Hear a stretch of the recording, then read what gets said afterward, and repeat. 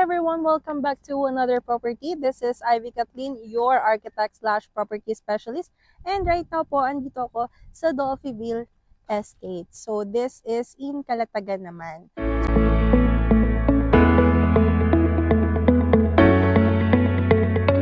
So right now po kasi meron pong mga resale and reopen lots na available, and that's why I'm here to show you yung mga available pa po na lots. Minimum cut po is 150 square meter. So right now po si Dolphyville ay meron ng phase 1, 2, and 3. So phase 2 po sold out. Phase 1 meron pong mga na-reopen na lots and resale lot. So as phase 3. So ngayon po, ipapakita ko sa inyo yung mga available pa na lot. So, tara, let's go. Doon tayo sa loob. By the way, guys, yun nga, phase 1, 2, and 3. Pero, yung entrance po is ito. This is the main entrance for phase 1, 2, 3. Entrance exit. So, yan. This is the gate. Okay? Dolphyville. Tapos, andito pa lang ako sa gate, pero nakikita ko pa din yung dagat. So, ito na yung horizon. Dagat. And this portion. So, yeah. I'm not sure if ma-visualize or makikita nyo siya sa video na to. But in person po guys, kitang-kita siya from this point. So, yeah, let's go inside. Yan. For this portion po, merong lot na available. So, that's block 3. Yan. Dito sa portion po na to, merong available na lot. Tapos, yan. Meron na siyang perimeter fence. So, ongoing na yung construction ng perimeter fence. Namiss niyo ba yung hat ko? Charot. Anyways, dito po sa loob, so in phase 1, ang available po na lot ay residential and semi-commercial. So, semi-commercial is itong, yan, this portion. So, yung papunta dito sa side na to. Yan, dun. And then, yung along naman po sa Barangay Road is mga are commercial lots. Kaya lang po, commercial lots are sold out. Meron lang pong na-resale or na-reopen na semi-commercial. For the semi-commercial po na na-reopen, ang price po is 8,500 per square meter. Tapos yung mga residential lots naman po natin na resale and reopen is 7,500 per square meter. Yung isa pong resale na lot is this one. So, kung makikita nyo po guys, ito, katapat siya nitong daan na to. So, ito yan.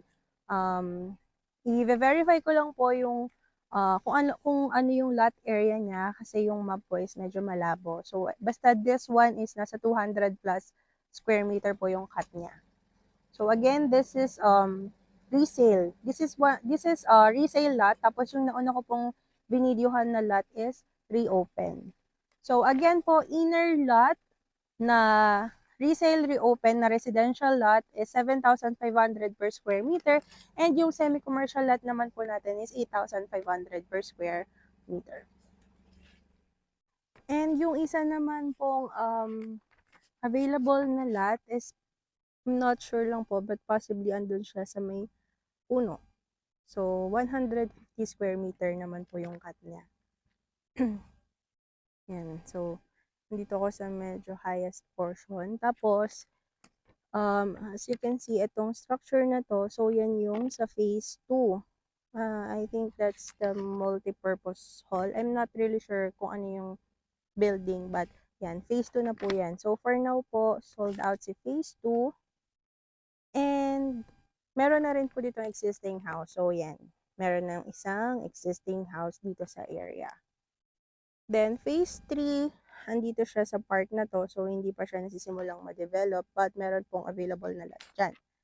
So, I think kapag natapos na tong phase 2, so, saka po nila sisimulan si phase 3 na i-develop. So, basically, yun po yung mga available na lot here. So, actually, meron pang iba, kaya lang hindi ko pa po siya maikutan kasi yung ibang portion po ng daan is meron po mga tambak na buhangin kasi may mga, yun nga po, ongoing yung paggagawa po ng perimeter fence. So, but this is Dolphyville Estates in Calatagan, Batangas.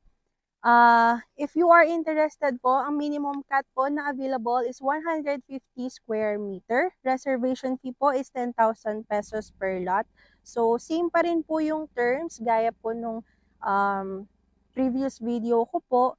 Kaya lang po yung price na lang po yung naiba. So, right now po, yung semi-commercial na available is 8,500 per square meter. And yung residential naman po is 7,500 per square meter. Reservation, 10,000 pesos per lot. And yung terms po is 24% down payment and 76% balance. So, yung mga specific details I can discuss with you kapag nag-inquire na po kayo sa akin. So, I hope guys magustuhan nyo or nagustuhan nyo yung mga ipinakita kong parts ni Dolphy Bill. Yan. So, if you are interested, I'll be providing my contact details po sa description box below. So, i-message nyo lang po ako dyan, call, text, or email me anytime. Tapos, if you have time, we can set a schedule para po mapuntahan natin in person itong Dolphy Bill Estates. So, ang maisasuggest ko po sa inyo is mapuntahan nyo po talaga if you have time, mapuntahan ninyo in person yung site para mas ma-appreciate nyo yung place and mas makapili po kayo ng lot na kukunin ninyo. So, again, it's 2024 na po. Baka naman po you're looking for, since yun nga, new year, new investment. So, yeah, I hope you like Dolphy Bill, guys. See you guys on the next property. Bye!